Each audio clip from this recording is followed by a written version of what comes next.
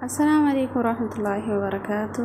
Warroonni maatii siifan oroota taatanii akkamina gaajirtu ashama harka fuunee isiniin jala buleeyyan tiyya hadhamee walaloo gabaabduu takka qabadhee isinii dhufee waa'ee shamarran biyya arabaayidha.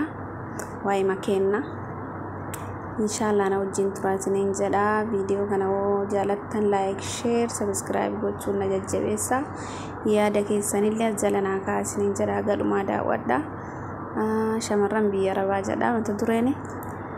Shamarran biyya arabaa jecha namaa obsitee galma keetiif kaattaa guyyaanni darba jettee hambaa namaa nyaattaa kaayyoo keef cabdee oduu namaa baattaa ofiif gogduu nyaattee gaarii namaa laattaa jecha namaa baattee dachaaf gaara fiigdaa namatti hin himattu of keessatti dhiigdaa maatii kee irraa baatee maatii keetiif yaaddaa dhukkuba kee obsitee ciniinnattee aaddaa gaaf tokko naa darba jettee mana namaa keessa bugguftaa bu'aa bahii dachee kanarraa asiif achi qabdee hurguftaa wanti ati yaaddu hunduu kaayyoo koof egeree qabdii bara jiraattu hundumaa takka hin kutatin abdii halkaniif guyyaa hojjettaa yoomuu boqonnaan qabdu maatii kee gargaaruudha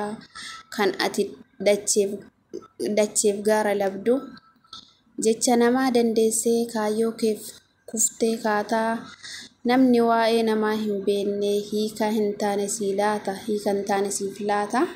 Waan na dhaggeeffattaniif galatoomaa. Viidiyoo kana hanga dhumaa daawwadhaa. Yaada keessa itti kennaa galatoomaa isiniin jedha. Chumaan like share godhaa.